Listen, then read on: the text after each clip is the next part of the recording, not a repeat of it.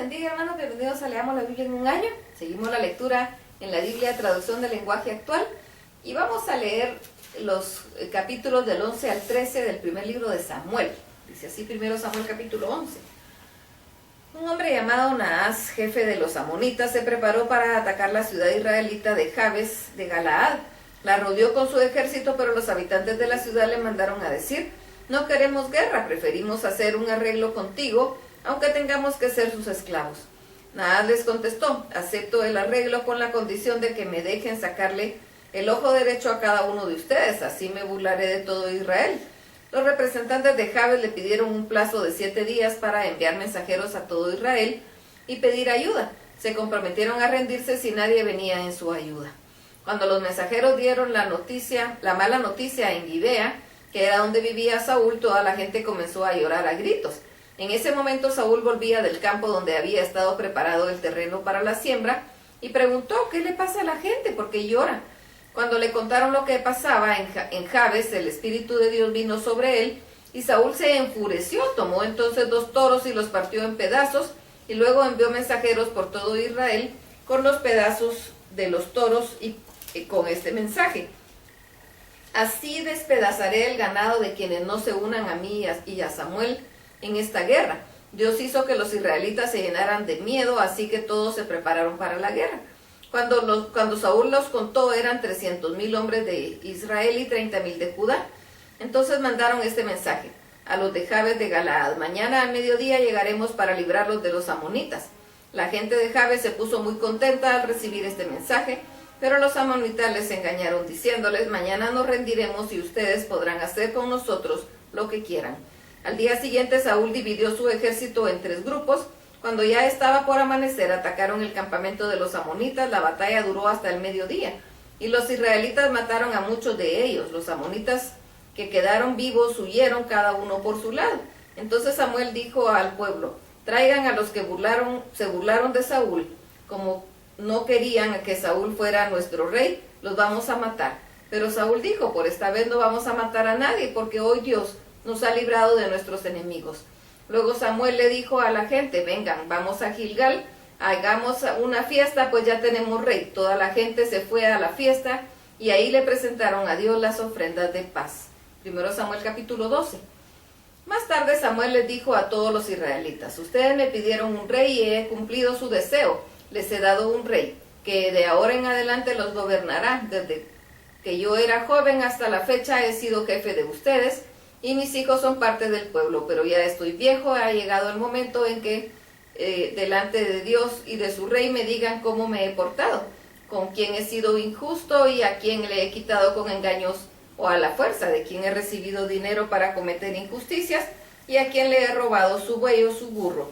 Si algo de esto he cometido contra cualquiera de ustedes, este es el momento de decirlo, este es el momento de acusarme, así pagaré mis deudas. Pero ellos respondieron: jamás nos has robado, jamás nos engañaste, ni aceptaste nunca dinero para cometer injusticias.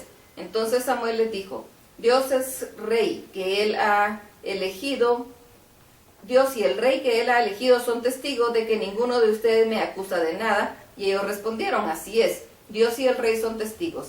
Después de esto Samuel pronunció este sermón ante el pueblo: préstenme atención, que voy a hacer un recuento de las muchas veces que Dios los ha salvado a ustedes y a sus antepasados. Después de que Jacob llegó a Egipto, los israelitas le rogaron a Dios que los librara de la esclavitud.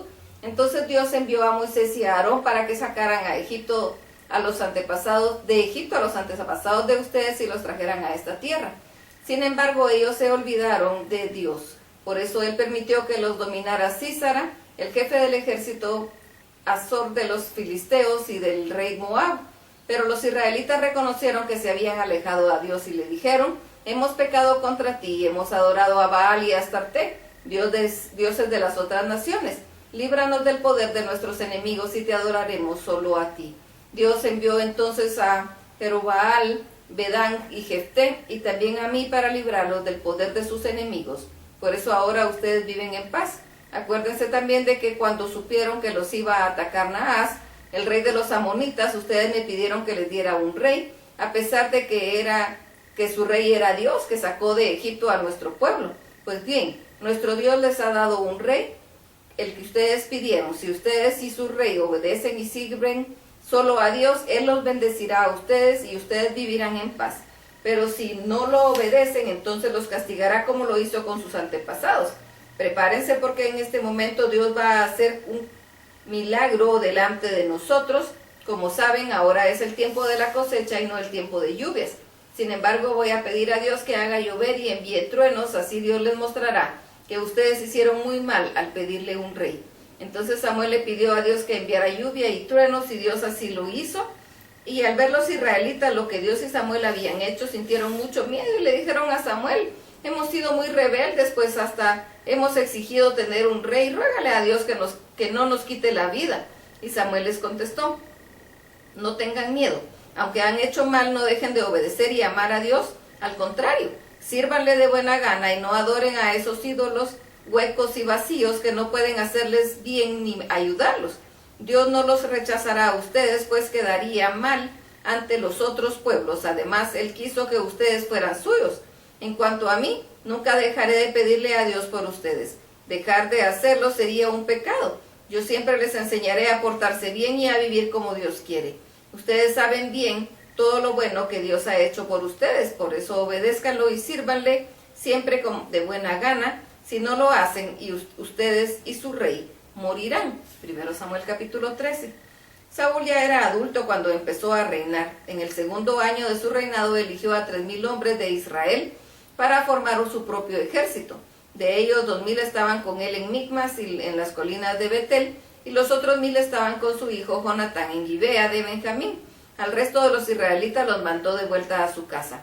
Jonatán atacó y destruyó un cuartel filisteo que estaba en Gibea. Como los filisteos se enteraron de ese ataque, Saúl mandó a tocar la trompeta por todo el país en señal de alarma y decir: escuchen, israelitas, Saúl ha destruido un cuartel de los filisteos, prepárense porque ahora ellos van a odiarnos más y nos atacarán. Y así sucedió. Los filisteos se reunieron para atacar a los israelitas. Llegaron 30,000 carros de guerra, 6,000 soldados de caballería y un ejército que ni siquiera se podía contar. Todos ellos acamparon en Micmas, en el este de Betabén. Muchos israelitas pensaron que no podían vencer el ejército filisteo, así que fueron a esconderse en cuevas y agujeros entre las piedras y dentro de los pozos secos, y no faltaron algunos que cruzaron el río Jordán y se fueron a la tierra de Gad y de Galaad. Saúl se quedó en Gilgal, pero todos los de su ejército estaban temblando de miedo. Ahí en Gilgal Saúl esperó a Samuel 7 días para que presentara las ofrendas de los sacrificios, pues antes de esto no podía empezar la batalla. Pero al ver Saúl que Samuel no llegaba y que los de su ejército comenzaban a huir, ordenó: tráiganme los animales y las ofrendas de paz que vamos a presentarle a Dios. Y Saúl mismo presentó las ofrendas. Todavía no terminaba de ofrecerlas cuando llegó Samuel, y al verlo Saúl fue a saludarlo, pero Samuel le dijo: ¿qué es lo que has hecho? Y Saúl respondió: es que mis soldados ya se estaban abandonando y tú no llegabas, como prometiste hacerlo, por eso tuve que presentar las ofrendas y pedir la ayuda a Dios. Además, los filisteos ya estaban en Micmas, listos para venir a Gilgal a atacarme.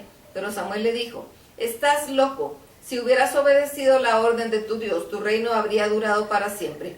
Pero como no lo hiciste, tu reino no durará mucho tiempo. Dios haya decidido quién será el próximo rey. Ese rey sí lo obedecerá.